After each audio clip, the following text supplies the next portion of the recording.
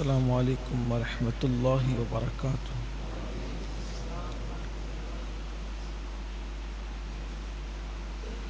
नहमदुहु व नुसल्ली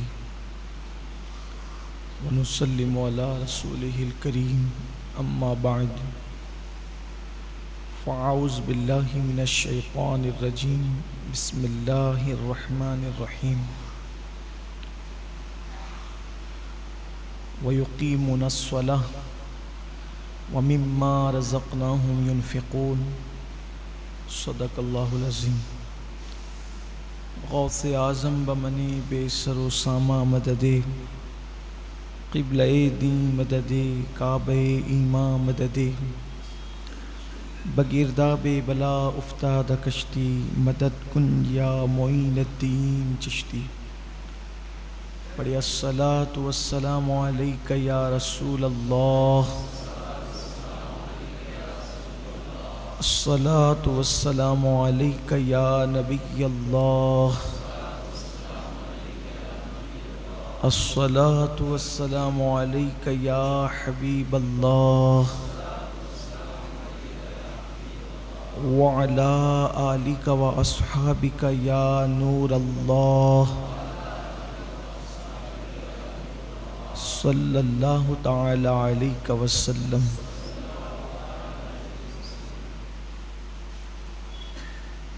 माह रमज़ानुल मुबारक के बाबरकत, पुरबहार और हसीन लम्हात में हम और आप अपनी ज़िंदगी के शब व रोज़ गुज़ार रहे हैं। अल्लाह ताला हम सब की ज़िंदगी में ये दिन बार बार नसीब फरमाए।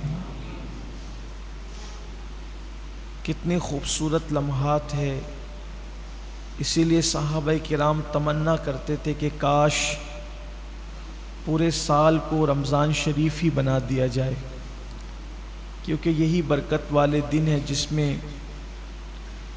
फ़रिश्ते इंसानों पर, मोमिनों पर दुरूद भेजते हैं जब वो सहरी खा रहे होते। मग़फ़िरत की दुआएं हो रही होती है, रोज़ेदारों की दुआ पर फ़रिश्ते आमीन कह रहे होते हैं। ये बड़े बरकत वाले दिन। अल्लाह इन मुबारक दिनों के सदक़े पूरी दुनिया के मुसलमानों की मुश्किलों को आसान करे, बलाएं दूर फरमाएँ, वबाएँ दूर फरमाएँ। आज सूरतुल बक़रा शरीफ की इब्तिदाई आयतों में से एक आया करीमा, जिसमें अल्लाह ताला ने मोमिन की सिफ़त बयान फरमाई। जो मोमिनीन है और कामयाब मोमिनीन, उनकी सिफ़त में से दो सिफ़ात कुरान कहता है, व युक़ीमुनस्सलाह व मिम्मा रज़क़नाहुम युनफ़िक़ून, कि वो नमाज को कायम करते हैं और अल्लाह की दी हुई रोज़ी से अल्लाह की राह में ख़र्च करते हैं। सिर्फ़ इक़ामत सलाह के हवाले से दो जुमले कहना चाहता हूँ। पूरे कुरान में कहीं भी कुरान ने नमाज पढ़ने का हुक्म नहीं दिया, बल्कि नमाज कायम करने का हुक्म दिया। इक़ामत सलाह, नमाज कायम करना। उसके ज़िम्न में मुफस्सिरीन ने दो बातें लिखी है। नमाज कायम करने का मतलब ये है कि एक वक्त की नमाज भी जानबूझकर न छूटे, पहली बात। और दूसरी बात यह है कि जब तुम नमाज पढ़ो तो इस्लाम ने जो अरकान बताए हैं उसको ठीक ठीक अदा करो। जैसे हाथ उठाने का जो कानून है उसके मुताबिक हाथ उठाओ, हाथ बांधने का जो कानून है उसके मुताबिक, रुकू करने का जो कानून है उसके मुताबिक, यानी उस हदीस पर अमल करो, सल्लू कमा रायतुमूनी उसल्ली। अल्लाह के हबीब अलैहिस्सलाम फरमाते हैं, नमाज ऐसे पढ़ो जैसे मुझे नमाज पढ़ते हुए देखते हो। अब आप देख लें नमाज की हालत में किसी के हाथ यूं होते हैं, किसी के हाथ यूं होते हैं, यानी जिसकी जो मर्जी है वो करता है। ये इकामत सलाह का कानून नहीं है, अपनी मर्जी नहीं। नमाज सीखिए और सीख कर पढ़िए। मैंने तफसीर कुरान में पहले ही दिन कहा था, जो रोज़ाना हमारे यहाँ होती है तरावी के बाद, कि कम से कम घंटा 1.5 घंटा निकाल कर किसी अच्छे आलिम दीन के पास या किसी मालूमात वाले मुबल्लिग के पास थोड़ा सा बैठ कर नमाज सीख लें, ज़ाहिरी अरकान क्या हैं। तो इकामत सलात का पहला मतलब, पहला कौल उस पर जानबूझकर भी एक वक्त की नमाज न छोड़ी जाए। नंबर 2, तमाम अरकान को सही सही अदा किया जाए। और नंबर 3, जब नमाज पढ़ो तो इस हालत में पढ़ो, अंतअबुदल्लाह कअन्नका तरा फ़इल्लम तकुन तरा फ़इन्नहु यराक। ऐसी इबादत कर जैसे गोया तू खुदा को देख रहा है। और अगर ये पोजीशन नहीं बन सकती तो फिर ये तसव्वुर करो कि अल्लाह तुम्हें देख रहा है और वो तो तुम्हें देख ही रहा है। यानी इस तसव्वुर के साथ नमाज पढ़ना कि अल्लाह मुझे देख रहा है। ये है इकामत सलाह। अब आप देख ले कि हम में कितने लोग हैं जिनका ये हाल है कि वो इकामत सलाह पर अमल करते हैं। नमाज पढ़ने से कोई कामयाबी नहीं मिलना है जब तक कि कुरान की इस मुराद पर अमल न करो, इकामत सलाह के हवाले से। फिर कुरान कहता है वमिम्मा रज़क़नाहुम युनफ़िक़ून। आज मेरा अस्ल उन्वान यही है कि वो अल्लाह की दी हुई रोजी से, देखो कुरान मुकद्दस का लहजा, कुरान का अंदाज, कितनी हिकमत भरे अंदाज में कुरान गुफ्तगू करता है। वमिम्मा रज़क़नाहुम युनफ़िक़ून, और हमारी दी हुई रोजी से, यानी अल्लाह की दी हुई रोजी से वो अल्लाह की राह में खर्च करते हैं। यहाँ ये खर्च से मुराद बाज़ मुफस्सिरीन, बल्कि अक्सर मुफस्सिरीन इस तरफ गए हैं कि इससे ज़कात का वजूब मुराद है, कि वो अल्लाह तबारक व तआला की दी हुई रोजी से ज़कात अदा करते हैं। निज़ाम ज़कात क्या है? पहली बात तो कुरान ने गलत फहमी दूर कर दी कि तुम अपने माल से नहीं देते, माल तो तुम्हारा है भी नहीं, तुम खुद तुम्हारे नहीं हो, हमारी दी हुई रोजी से जो हमने दिया है। इस्लाम में जब शुरू दिन थे, शुरू अय्याम थे, बड़ी सख्ती थी। देखिए हैरत भी होती है इस पर, खुशगवार हैरत होती कि जिन दिनों इस्लाम कबूल करना काफिरों की तरफ से भी सख्त अज़ियतें, मुश्किलें, मुसीबतें, इस्लाम का इजहार करने पर भी मारा पीटा जाता था। उस वक्त कवानीन भी सख्त थे। शुरू दिनों में, शुरू दिनों के कवानीन ये थे कि मुसलमान जितना कमाएंगे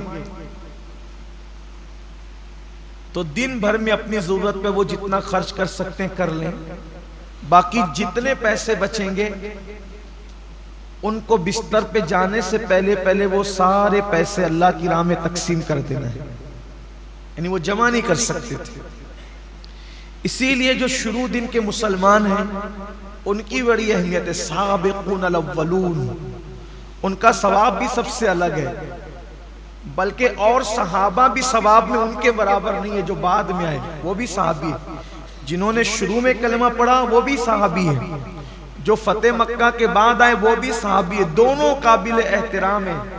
लेकिन ये जो साबिक़ून अल-अव्वलून है उनका मुट्ठी भर जो खैरात करना और फतेह मक्का के बाद आने वालों का ओहद पहाड़ के बराबर सोना खैरात करना, दोनों बराबर नहीं। अब आप सोच सकते हैं, है दोनों सहाबी,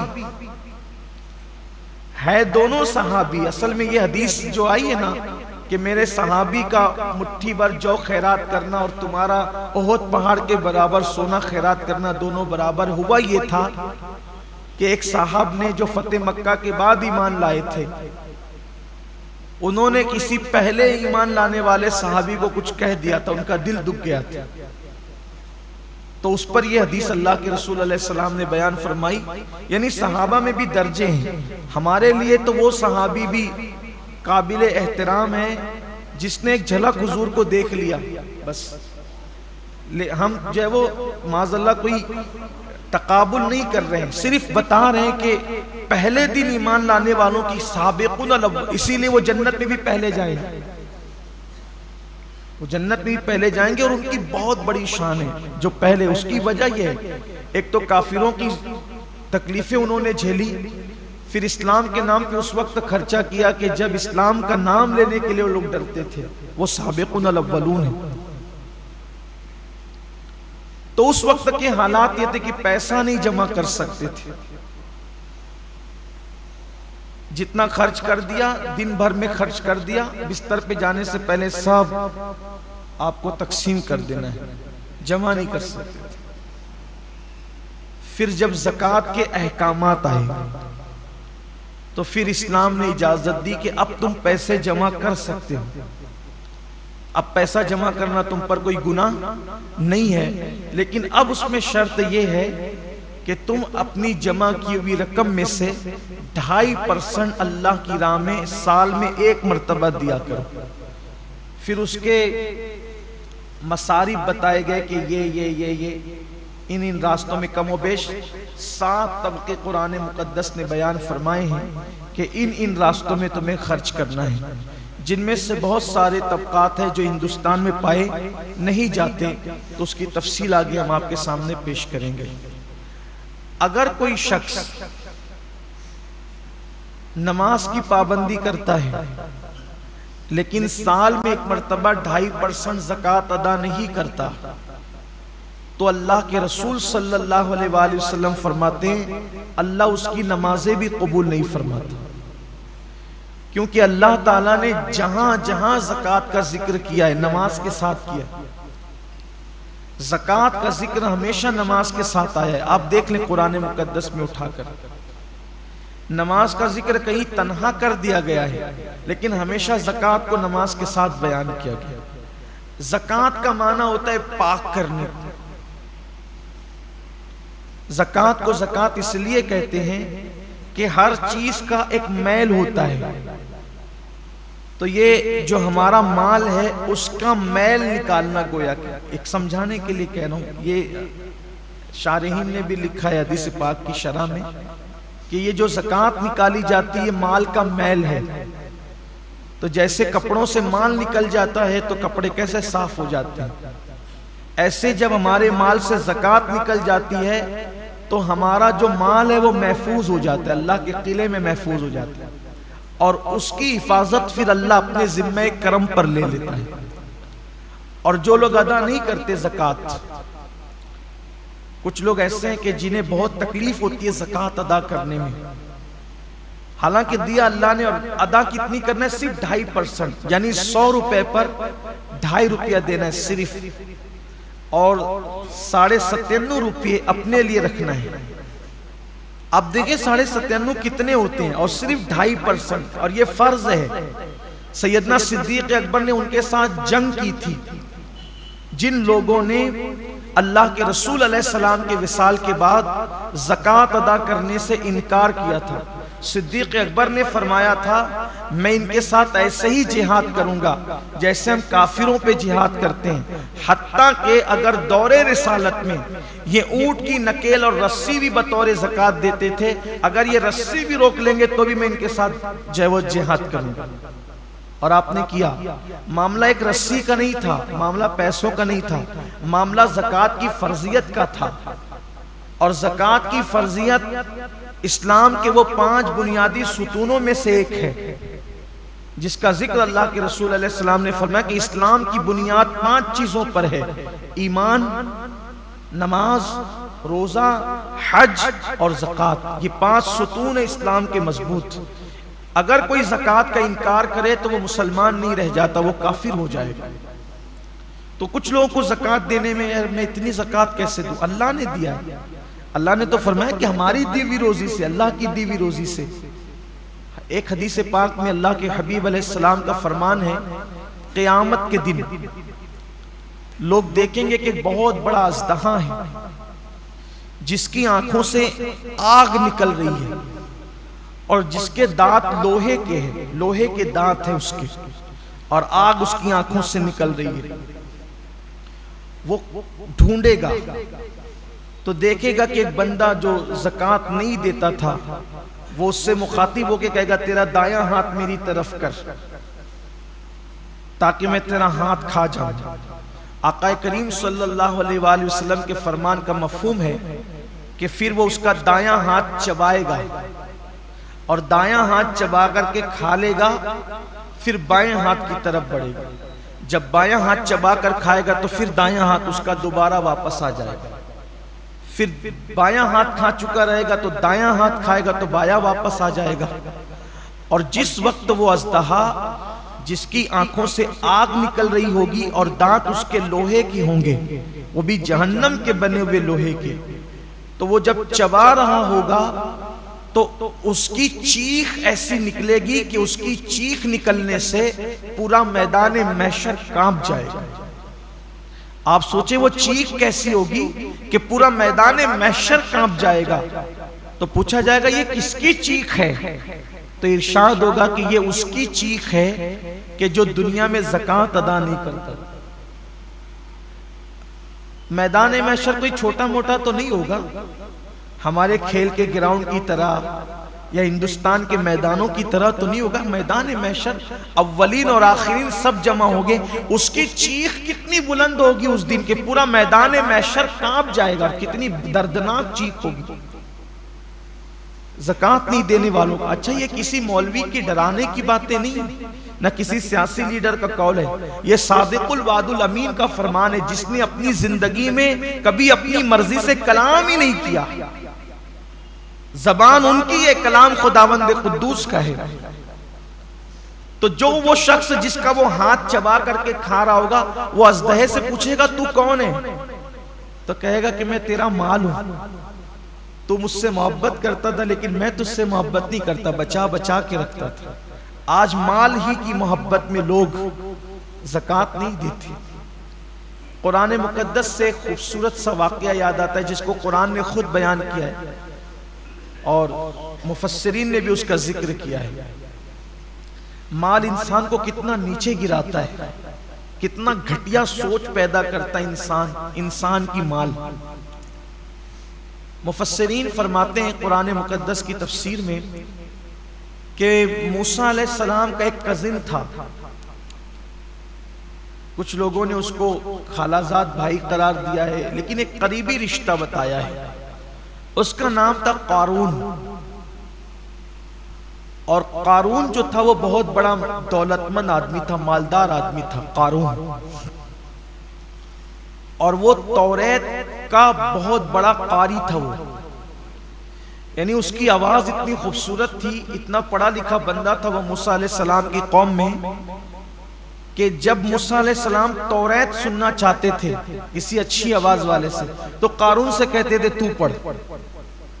और कारून तिलावत करता था तौरेत शरीफ की और मूसा अलैहिस्सलाम उससे तौरेत सुनना पसंद करते थे। यानी इससे पता चला कि रिश्ते में भी मूसा अलैहिस्सलाम का करीबी है और दीनदार भी है। भाई बेदीन से तो हजरत मूसा तौरेत नहीं सुनेंगे ना। यानी कि शान का आदमी था कारून, आप पहले ये समझ लें। लेकिन अल्लाह ने उसको बहुत दौलत दी थी, माल उसके पास इतना था, दौलत उसके पास इतनी थी कि उसकी तिजोरियों की चाबियां कई जानवरों पे लाद कर लाई और ले जाई जाती थी। इससे अंदाजा होता है कि जिसके पास चाबियां इतनी होगी तो तिजोरियां कितनी होगी, और जब तिजोरियां इतनी है तो माल कितना होगा। उस दौर में बहुत माल होगा उसके पास। कुरान ने बयान किया कि वो बहुत मालदार था। अब अल्लाह का हुक्म आया मूसा अलैहिस्सलाम पर कि आप अपनी कौम से कहे कि वो ज़कात अदा करे। ज़कात देना है 2.5% माल से। तो मूसा अलैहिस्सलाम ने अपनी कौम से कहा कि भाई अब अल्लाह का ये कानून आया है कि जो मालदार लोग हैं वो अपने माल से गरीब लोगों को 2.5% ज़कात निकालेंगे। तो छोटे मोटे मालदार लोग थे, उन्हें तो कोई प्रॉब्लम ही नहीं था, उन्होंने तो देना ही था। सबसे बड़ा जो मालदार था वो कारून था। कारून ने कहा कि मैं कल सोच के बताता हूं। ये सोच के बताना ये शैतानी चक्कर, मुसलमान की जिम्मेदारी है, अल्लाह के और उसके रसूल का फरमान आ गया, कोई सोच नहीं, कोई फिक्र नहीं, कुछ नहीं, हुक्म आया सरे तस्लीम खम, वरना अंजाम बुरा है। तो कहा मैं सोच के बताता हूं। फिर वो गया घर, सोचने लगा, इतनी दौलत, उसका 2.5% कितना होगा? जैसे आज करोड़पति लोग कहते हैं ना, लाखों निकल जाएगा मेरा, लाखों। अरे करोड़ों तो दिया अल्लाह ने है ना, लाखों निकला तो तूने दिया क्या? और उस पे वादा भी है, एक देगा तो मैं कम से कम 10 दूंगा, कम से कम 70 दूंगा, 700 दूंगा, और अगर नियत में और खुलूस है तो मैं तुझे बेहिसाब अता करूंगा। मिलना है वो दुनिया में ही वापस, दुनिया में पहले मिलेगा, आखिरत में तो मिलना ही मिलना है। शैतान के मक्र फरेब में मत पड़ो। कुरान में अल्लाह फरमाता है, शैतान तुम्हें गुर्बत का खौफ दिलाता है। अल्लाह की राह में खर्च करते हो ना, तो तुम्हें क्या रह जाएगा तेरे पास? अरे क्या रह जाएगा, क्या उसका करम होगा? तो जिसने इतना दिया है, जब उसकी राह में दोगे तो वो और अता करेगा। मैंने एक बहुत बड़े बुजुर्ग को ये बात कहते हुए सुना है कि देने वाला कभी गरीब नहीं होता, बस अच्छी नीयत से वो अल्लाह की राह में देना शुरू करे, कभी गुर्बत उसके पास नहीं आएगी। फिरौन पर अल्लाह ने अजाब नाजिल नहीं किया उस वक्त तक जब तक फिरौन भूखों को खाना खिलाता रहा। सामरी जिसने बछड़ा बनाया था, पीतल का बछड़ा, और जिसने शिर्क को गोया के आम करने में बनी इसराइल की मदद की थी, पूरी कौम पे अजाब आया, सामरी पर नहीं आया। हजरत मूसा अलैहिस्सलाम ने कहा, अल्लाह ये तो बड़ा मुनाफिक है, बछड़ा तो इसी ने बनाया था, ये ना बनाता तो लोग उसकी पूजा क्यों करते? अल्लाह ने फरमाया, हम जानते हैं कि बड़ा मुजरिम ये है, लेकिन इसकी खुसूसियत है, ये गरीबों पे खर्च करता है, गरीबों पे खर्च करता है, इसलिए काफिर होने के बावजूद भी हमने इसका अजाब मुअख्खर कर दिया। अजाब तो देंगे लेकिन जल्दी नहीं देंगे, क्योंकि लोगों पे खर्चा करता है। आप सोचे, अगर काफिर खर्च करे गरीबों पर तो उसका भी अजाब मुअख्खर होता रहता है, मोमिन खर्च करे तो उससे अजाब क्यों कर मिल सकता है? तो कारून ने सोचा कि मेरी इतनी दौलत चली जाएगी। उसने सोचा कि काम करते हैं, इतनी दौलत बचाने के लिए थोड़ी सी खर्चा करते हैं। और उसके दिमाग में एक शैतानी प्लान आया, तो वो एक बदकार औरत के पास गया और उस बदकार औरत को कहा कि कल जब दिन में मूसा अलैहिस्सलाम अपनी कौम के सामने खिताब फरमाएंगे, ज़कात का कानून बयान करेंगे, तो तू खड़ी होना और मूसा अलैहिस्सलाम पे माज़ अल्लाह सुम्मा माज़ अल्लाह ज़िना का इल्ज़ाम लगाना। मैं तुझे इतने रुपए दूंगा, इतने पैसे दूंगा। रुपए पैसे तो हम बताते हैं उस दौर में जो भी सिक्के रहे, लेकिन तुझे ये कहा। उसने कहा, क्या मैं अल्लाह के नबी पे बदकार थी लेकिन बेगैरत कारून की तरह तो न थी कि दौलत के नशे में उसने इतना बड़ा फैसला कर लिया। उसने कहा, मूसा अलैहिस्सलाम पे मैं कहा कि मैं जितना कहता हूं कर, तुझे मुंह मांगी कीमत दूंगा। फिर दौलत के एक मर्तबा 2.5% ज़कात अदा नहीं करता तो अल्लाह के रसूल सल्लल्लाहु अलैहि वसल्लम फरमाते हैं, अल्लाह उसकी नमाजें भी कबूल नहीं फरमाता, क्योंकि अल्लाह ताला ने जहां जहां ज़कात का जिक्र किया है नमाज के साथ किया। ज़कात का जिक्र हमेशा नमाज के साथ आया है। आप देख लें कुरान मुकद्दस में उठाकर, नमाज का जिक्र कहीं तन्हा कर दिया गया है, लेकिन हमेशा ज़कात को नमाज के साथ बयान किया गया। ज़कात का माना होता है पाक करने। ज़कात को ज़कात इसलिए कहते हैं कि हर चीज का एक मैल होता है, तो ये जो हमारा माल है उसका मैल निकालना, गोया एक समझाने के लिए कह रहा हूं। ये शारहीन ने भी लिखा है हदीस पाक की शरह में कि ये जो ज़कात निकाली जाती है माल का मैल है। तो जैसे कपड़ों से माल निकल जाता है तो कपड़े कैसे साफ हो जाते हैं, ऐसे जब हमारे माल से ज़कात निकल जाती है तो हमारा जो माल है वो महफूज हो जाता है, अल्लाह के किले में महफूज हो जाता है, और उसकी हिफाजत फिर अल्लाह अपने जिम्मे करम पर ले लेता है। और जो लोग अदा नहीं करते ज़कात, कुछ लोग ऐसे हैं कि जिन्हें बहुत तकलीफ होती है ज़कात अदा करने में, हालांकि दिया अल्लाह ने, और अदा कितनी करना है? सिर्फ 2.5%, यानी 100 रुपए पर 2.5 रुपया देना है सिर्फ, और 97.5 रुपये अपने लिए रखना है। अब देखिए 97.5 कितने होते हैं, और सिर्फ 2.5%, और ये फर्ज है। सैयदना सिद्दीक अकबर ने उनके साथ जंग की थी जिन लोगों ने अल्लाह के रसूल अलैहिस्सलाम के विसाल के बाद ज़कात अदा करने से इनकार किया था। सिद्दीक अकबर ने फरमाया था, मैं इनके साथ ऐसे ही जिहाद करूंगा जैसे हम काफिरों पे जिहाद करते हैं, हत्ता के अगर दौरे रिसालत में ये ऊंट की नकेल और रस्सी भी बतौर ज़कात देते थे, अगर ये रस्सी भी रोक लेंगे तो भी मैं इनके साथ जय वो जिहाद करूंगा। और आपने किया। मामला एक रस्सी का नहीं था, मामला पैसों का नहीं था, मामला ज़कात की फर्जियत का था। और ज़कात की फर्जियत इस्लाम के वो 5 बुनियादी सुतूनों में से एक है, जिसका जिक्र अल्लाह के रसूल अलैहि सलाम ने फरमाया कि इस्लाम की बुनियाद 5 चीजों पर है: ईमान, नमाज, रोजा, हज और ज़कात। ये 5 सुतून है इस्लाम के मजबूत। अगर कोई ज़कात का इनकार करे तो वो मुसलमान नहीं रह जाता, वो काफिर हो जाएगा। तो कुछ लोगों को ज़कात देने में, यार मैं इतनी ज़कात कैसे दूं? अल्लाह ने दिया है।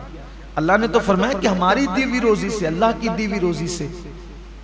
एक हदीस पाक में अल्लाह के हबीब अलैहिस्सलाम का फरमान है, क़यामत के दिन लोग देखेंगे कि बहुत बड़ा अज़दहा है जिसकी आंखों से आग निकल रही है और जिसके दांत लोहे के हैं, लोहे के दांत हैं उसके, और आग उसकी आंखों से निकल रही है। वो ढूंढेगा तो देखेगा कि एक बंदा जो ज़कात नहीं देता था, वो उससे मुखातिब होके कहेगा, तेरा दायां हाथ मेरी तरफ कर ताकि मैं तेरा हाथ खा जाऊं। आका करीम सल्लल्लाहु अलैहि वसल्लम के फरमान का मफहूम है कि फिर वो उसका दायां हाथ चबाएगा और दायां हाथ चबा करके खा लेगा, फिर बाएं हाथ की तरफ बढ़ेगा। जब बायां हाथ चबा कर खाएगा तो फिर दायां हाथ उसका दोबारा वापस आ जाएगा। फिर बायां हाथ खा चुका रहेगा तो दायां हाथ खाएगा तो बायां वापस आ जाएगा। और जिस वक्त वो अज़दहा जिसकी आंखों से आग निकल रही होगी और दांत उसके लोहे के होंगे, वो भी जहन्नम के बने हुए लोहे के, तो वो जब चबा रहा होगा तो उसकी चीख ऐसी निकलेगी कि उसकी चीख निकलने से पूरा मैदान महशर कांप जाएगा। आप सोचे वो चीख कैसी होगी कि पूरा मैदान महशर कांप जाएगा। तो पूछा जाएगा ये किसकी चीख है? तो इरशाद होगा कि ये उसकी चीख है कि जो दुनिया में ज़कात अदा नहीं करता। मैदान महशर कोई छोटा मोटा तो नहीं होगा, हमारे खेल के ग्राउंड की तरह या हिंदुस्तान के मैदानों की तरह तो नहीं होगा। मैदान महशर अव्वलीन और आखिरीन सब जमा होंगे। उसकी चीख कितनी बुलंद होगी उस दिन के पूरा मैदान महशर कांप जाएगा। कितनी दर्दनाक चीख होगी ज़कात नहीं देने वालों का। अच्छा, ये किसी मौलवी की डराने की बातें नहीं है, न किसी सियासी लीडर का कौल है, ये सादिकुल वादुल अमीन का फरमान है, जिसने अपनी जिंदगी में कभी अपनी मर्जी से कलाम ही नहीं किया। जबान उनकी है, कलाम खुदावंद कुद्दूस का है। तो जो वो शख्स जिसका वो हाथ चबा करके खा रहा होगा, वो अज़दहे से पूछेगा तू कौन है? तो कहेगा कि मैं तेरा माल हूं, तू मुझसे मोहब्बत करता था लेकिन मैं तुझसे मोहब्बत नहीं करता, बचा बचा के रखता था। आज माल ही की मोहब्बत में लोग ज़कात नहीं देते। कुरान मुकद्दस से खूबसूरत सा वाक़या याद आता है जिसको कुरान ने खुद बयान किया है और मुफस्सिरीन ने भी उसका जिक्र किया है। माल इंसान को कितना नीचे गिराता है, कितना घटिया सोच पैदा करता है इंसान की माल। मुफस्सिरीन फरमाते हैं कुरान मुकद्दस की तफसीर में कि मूसा अलैहिस्सलाम का एक कजिन था। कुछ लोगों ने उसको खालाजाद भाई करार दिया है, लेकिन एक करीबी रिश्ता बताया है। उसका नाम था कारून, और कारून जो था वो बहुत बड़ा दौलतमंद आदमी था, मालदार आदमी था कारून। और वो तौरेत का बहुत बड़ा कारी था वो। यानी उसकी आवाज इतनी खूबसूरत थी, इतना पढ़ा लिखा बंदा था वो मूसा अलैहिस्सलाम की कौम में, कि जब मूसा अलैहिस्सलाम तौरात सुनना चाहते थे किसी अच्छी आवाज वाले से, तो कारून से कहते थे तू पढ़, और कारून तिलावत करता था तौरात शरीफ की, और मूसा अलैहिस्सलाम उससे तौरात सुनना पसंद करते थे। यानी इससे पता चला कि रिश्ते में भी मूसा अलैहिस्सलाम का करीबी है और दीनदार भी है। भाई बेदीन से तो हजरत मूसा तौरात नहीं सुनेंगे ना। यानी कि शान का आदमी था कारून, आप पहले ये समझ लें। लेकिन अल्लाह ने उसको बहुत दौलत दी थी, माल उसके पास इतना था, दौलत उसके पास इतनी थी कि उसकी तिजोरियों की चाबियां कई जानवरों पे लाद कर लाई और ले जाई जाती थी। इससे अंदाजा होता है कि जिसके पास चाबियां इतनी होगी तो तिजोरियां कितनी होगी, और जब तिजोरियां इतनी है तो माल कितना होगा। उस दौर में बहुत माल होगा उसके पास। कुरान ने बयान किया कि वो बहुत मालदार था। अब अल्लाह का हुक्म आया मूसा अलैहिस्सलाम पर कि आप अपनी कौम से कहे कि वो ज़कात अदा करें।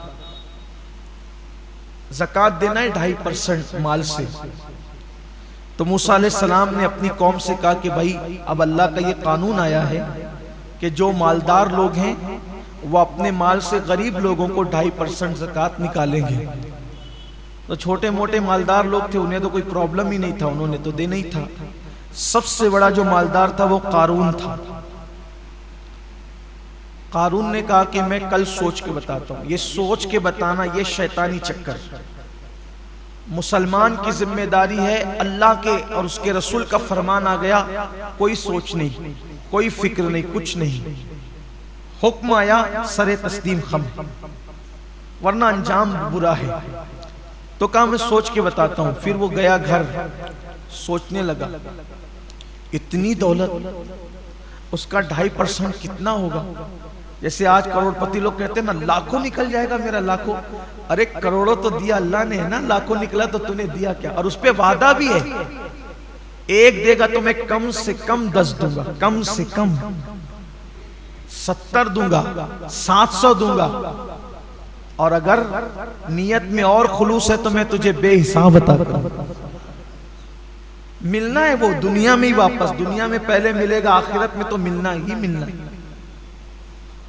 शैतान के मक्र फरेब में मत पड़ो। कुरान में अल्लाह फरमाता है शैतान तुम्हें गुर्बत का खौफ दिलाता है। अल्लाह की राह में खर्च करते हो ना तो तुम्हें क्या रह जाएगा तेरे पास। अरे क्या रह जाएगा, क्या उसका करम होगा तो जिसने इतना दिया है जब उसकी राह में दोगे तो वो और अता करेगा। मैंने एक बहुत बड़े बुजुर्ग को ये बात कहते हुए सुना है कि देने वाला कभी गरीब नहीं होता, बस अच्छी नीयत से वो अल्लाह की राह में देना शुरू करे, कभी गुर्बत उसके पास नहीं आएगी। फिरौन पर अल्लाह ने अजाब नाजिल नहीं किया उस वक्त तक जब तक फिरौन भूखों को खाना खिलाता रहा। सामरी जिसने बछड़ा बनाया था, पीतल का बछड़ा, और जिसने शिर्क को गोया के आम करने में बनी इसराइल की मदद की थी, पूरी कौम पे अजाब आया, सामरी पर नहीं आया। हजरत मूसा अलैहिस्सलाम ने कहा अल्लाह ये तो बड़ा मुनाफिक है, बछड़ा तो इसी ने बनाया था, ये ना बनाता तो लोग उसकी पूजा क्यों करते। अल्लाह ने फरमाया हम जानते हैं कि बड़ा मुजरिम ये है, लेकिन इसकी खुसूसियत है ये गरीबों पे खर्च करता है, गरीबों पे खर्च करता है, इसलिए काफिर होने के बावजूद भी हमने इसका अजाब मुअख्खर कर दिया। अजाब तो देंगे लेकिन जल्दी नहीं देंगे, क्योंकि लोगों पे खर्चा करता है। आप सोचे अगर काफिर खर्च करे गरीबों पर तो उसका भी अजाब मुअख्खर होता रहता है, मोमिन खर्च करे तो उससे अजाब क्यों कर मिल सकता है। तो कारून ने सोचा कि मेरी इतनी दौलत चली जाएगी। उसने सोचा कि काम करते हैं, इतनी दौलत बचाने के लिए थोड़ी सी खर्चा करते हैं। और उसके दिमाग में एक शैतानी प्लान आया, तो वो एक बदकार औरत के पास गया और उस बदकार औरत को कहा कि कल जब दिन में मूसा अलैहिस्सलाम अपनी कौम के सामने खिताब फरमाएंगे, ज़कात का कानून बयान करेंगे, तो तू खड़ी होना और मूसा अलैहिस्सलाम पे माज़ अल्लाह सुम्मा माज़ अल्लाह ज़िना का इल्ज़ाम लगाना। मैं तुझे इतने रुपए दूंगा, इतने पैसे दूंगा। रुपये पैसे तो हम बताते हैं उस दौर में जो भी सिक्के रहे, लेकिन तुझे ये कहा, उसने कहा क्या मैं अल्लाह के नबी पे बदकार थी लेकिन बेगैरत कारून की तरह तो न थी कि दौलत के नशे में उसने इतना बड़ा फैसला कर लिया। उसने कहा मूसा अलैहि सलाम पे मैं कहा कि मैं जितना कहता हूं कर, तुझे मुंह मांगी कीमत दूंगा। फिर दौलत की बात आई तो वो भी जिस्म फरोशी के साथ साथ उसने जमीन भी फरोश कर दी। जब सुबह हुई, मूसा अलैहि सलाम की महफिल फिर सजी। इससे पहले कि ज़कात का उन्वान निकलता कारून खड़ा हो गया। एक मसला पूछना है, अगर कोई जिना करे शादीशुदा, उस पे क्या सजा होगी? मूसा अलैहि सलाम ने फरमाया कि उसको संसार किया जाए, पत्थर से मार मार कर उसको मार डाला जाए। इस्लामी हुकूमत में यही सजा है, अगर इस्लामी हुकूमत हो तो यही सजा है। उसके बड़े कवानीन है, लेकिन आसानी से जिना साबित नहीं हो सकता किसी का, बड़े कवानीन है, उसका जिक्र मैं यहाँ नहीं करता और ना वक्त भी खत्म होने के करीब, असल उन्वान से हम हटेंगे। उसको संसार किया जाएगा पत्थर मार मार के, यहां तक कि वो मर जाए। का ये कानून सिर्फ अवाम के लिए या आपके लिए भी है?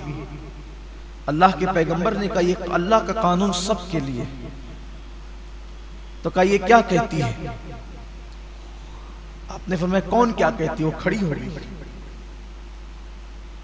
का ये कहती है कि माज़ अल्लाह इस औरत के साथ आपने जिना किया है।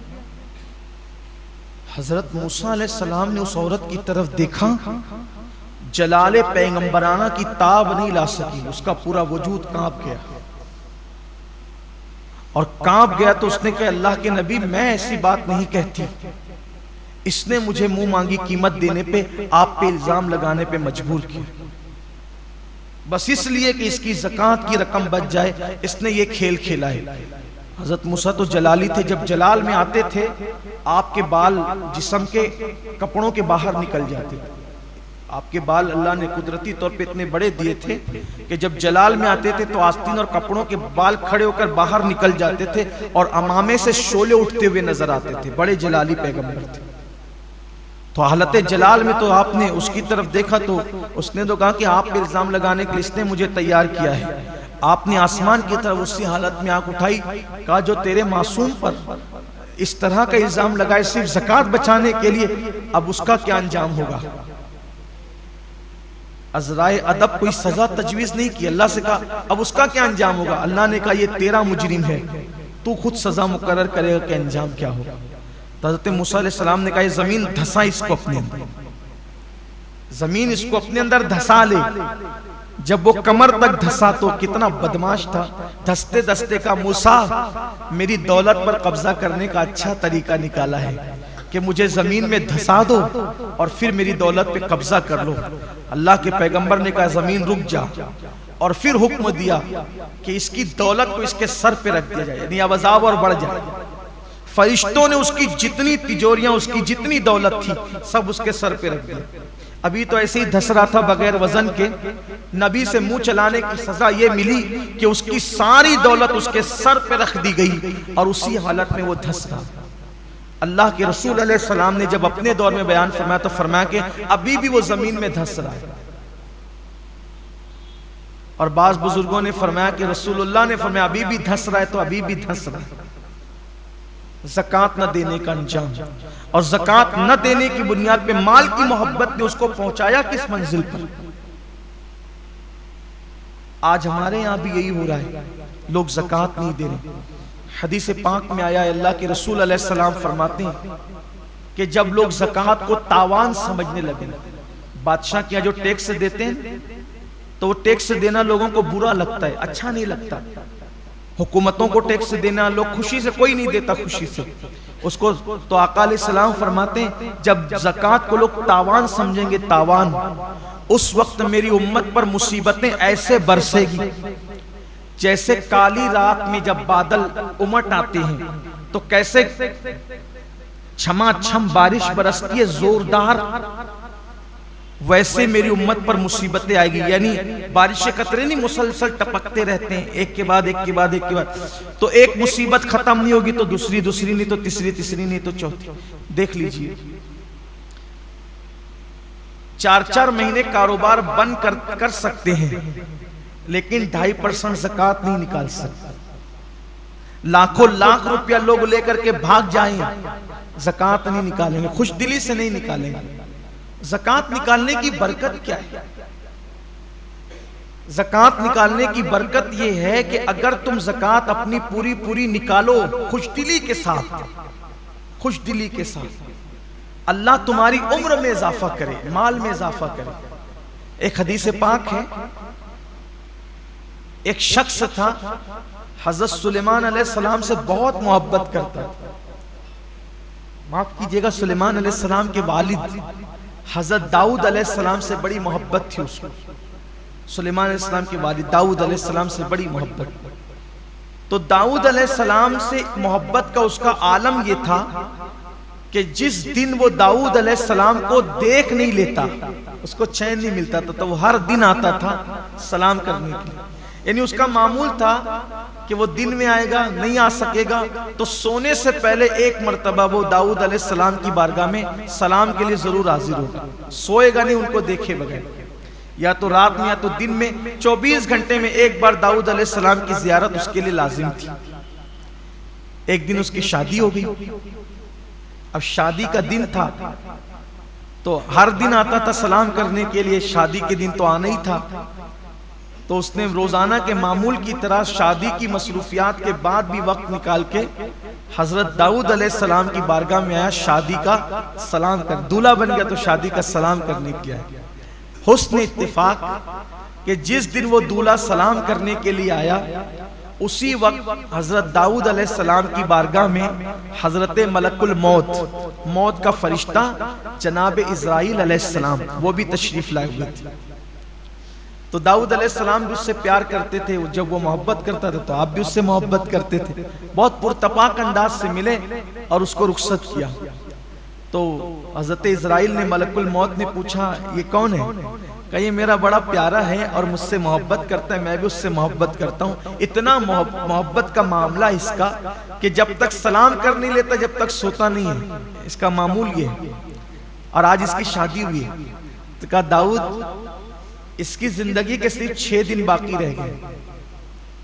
इस साल में जिन लोगों की रूह कब्ज करने का मुझे हुक्म मिला है, उसमें से एक ये भी है। बस 6 दिन के बाद मुझे इसके घर जाना है, क्योंकि हजरत मलकुल मौत एक दिन में 360 मरतबा सारे लोगों के चेहरे देखते हैं। एक दिन में 360 बार सबको देखते हैं। इसका वक्त, ये नाम इसका है मेरी फेरिस्त में, इसका नाम है मेरे। एक दिन में 360 बार मौत हमें देखती है। और एक जुमला याद रखना, ये हुजूर गौसे पाक का कौल है, मौत से पहले नहीं मरोगे, क्योंकि मौत इंसान की जिंदगी की हिफाजत करती है। मौत इंसान की जिंदगी को बचाती है, मौत इंसान की जिंदगी को महफूज रखती है। क्यों? इसलिए कि किसी को मारना तो मौत ही ने है, मौत के सिवा उसको कोई नहीं मार सकता। तो जब मौत ही ना आएगी तो आएगा कौन? बात यह है, मारना किसने है? मौत, और वो भी अपनी मर्जी से नहीं, अल्लाह के हुक्म से। मौत से बेफिक्र हो जाओ। और अल्हम्दुलिल्लाह मुसलमान कितना भी गुनहगार है, लेकिन कहीं ना कहीं मौत से बेफिक्री है, क्योंकि औरों को खौफ यह है कि मरेंगे तो कहां जाएंगे, और हमें इत्मीनान है मरेंगे तो जन्नत में जाएंगे। औरों को मरने के बाद कोई ठिकाना नहीं है, इसीलिए वो घबराए हुए हैं, बड़ा हंगामा हाहाकार मचा के मरेंगे तो कहां जाएंगे। हमें इत्मीनान है, और हमें तो और ही ज्यादा, हम वलियों के मानने वाले सूफिया, हमें तो ज्यादा इत्मीनान, आशिकान रसूल को ज्यादा इत्मीनान है। क्यों? हक ताला भी करीम और मोहम्मद भी करीम। और फारसी में कहा गया है, सद शुक्र हस्ते मियाने दो करीम। मैं अल्लाह का शुक्र अदा करता हूं कि मैं 2 करीमों के दरमियान हूं। मैंने मर के जाना कहां है? 2 करीमों के दरमियान जाना है, 2 करीमों के दरमियान जाना है। हक ताला भी करीम और मोहम्मद भी करीम। और कैसे करीम है। माओ की मोहब्बतें घुटने जहां टेक देती है, उससे आगे और करोड़ों दर्जा आगे अल्लाह अपने बंदों से मोहब्बत करता है, प्यार करता है। और मोमिन की कब्र तो जन्नत के बागों में से बाग है। इसलिए मौत से बेफिक्र हो जाओ। लेकिन बेफिक्र होने का मतलब ये नहीं कि एहतियात खत्म कर दो, ये नहीं, एहतियात भी बाकी रखो और मौत का टेंशन छोड़। जब आना है तब आएगी, उससे पहले कभी नहीं आएगी। मौत ही जिंदगी की मुहाफिज है। एक दिन में 360 बार चेहरा देखते हैं हजरत मलकुल मौत, तेरा वक्त आया कि नहीं? तो हजरत दाऊद अलैहिस्सलाम से कहा कि 6 दिन के बाद जाना है इसके घर, इस हुक्म अल्लाह का रूह निकालने के लिए। बड़ा अफसोस हुआ, लेकिन कह क्या सकते, करना क्या था, अल्लाह का हुक्म है, ठीक है कोई बात नहीं।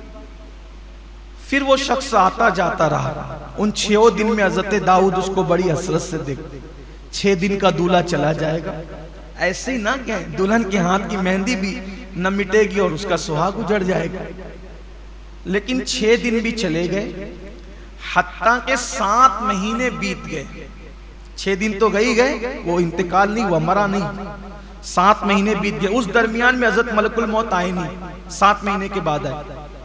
7 महीने के बाद आए तो इन्होंने पहला सवाल यही किया, आप तो कह रहे थे 6 दिन में मरेगा, 7 महीने हो गए नहीं मरा अभी तक। कहा हाँ, जाहिर सी बात है, अल्लाह का मासूम फरिश्ता झूठ कब बोल सकता? फरिश्तों में रसूल है वो, फरिश्तों में रसूल है। हजरत जिब्रील, हजरत मीकाईल, हजरत इज़राइल, हजरत इसराफिल, ये लोग रसूल फरिश्ते हैं। बहुत शान वाले लोग हैं, ये मामूली लोग नहीं है। इनकी बड़ी अजमत और बुजुर्गी है। मासूम है वो लोग, मासूमों में मासूम है, फरिश्तों में फरिश्ते हैं। फरिश्ते भी इनका एहतराम करते हैं। तो कहा मैंने जो कहा वो तो सच ही था। कहा फिर हुआ क्या, मुझे बता। कहा हजरत जब वो आपके घर से निकला तो उसके दिल में ख्याल आया कि आज मेरी शादी हो गई है। शादी तो हो गई, लेकिन मैंने ज़कात जो देनी थी उसमें से कुछ बाकी रह गई थी। ज़कात मेरी ज़कात जो देनी थी वो कुछ बाकी रह गई। तो रास्ते में उसको एक गरीब मिला, तो बकिया उस ज़कात की रकम उसने उस गरीब की झोली में डाली। उसके 6 दिन बचे थे, शादी के दिन सलाम करने आया था, ज़कात बाकी थी, शादी का दिन था। शादी की खुशी में सोचा भाई ज़कात से भी सुबुकदोश हो जाऊं, जिम्मेदारी से सुबुकदोश हो जाऊं। तो जितनी ज़कात की रकम बची थी वो गरीब की झोली में डाला। आगे बढ़ रहा था, गरीब ने कहा अल्लाह तेरी उम्र बढ़ा दे। उस गरीब ने कहा अल्लाह तेरी उम्र बढ़ा दे। कहा कि ए अल्लाह के नबी दाऊद, उसकी 6 दिन की उम्र अल्लाह ने उस गरीब की दुआ की बरकत से, जिसकी झोली में ज़कात पड़ी, अल्लाह ने 6 दिन को 60 साल कर दिया। और 60 साल करने के बाद मजीद खुश होके कहा ये तो वो 6 दिन की 60 दुआ की वजह से की, 10 मेरी तरफ से और बढ़ाता हूं, इस तरह उसकी उम्र 70 साल करता। ये ज़कात की बरकत है।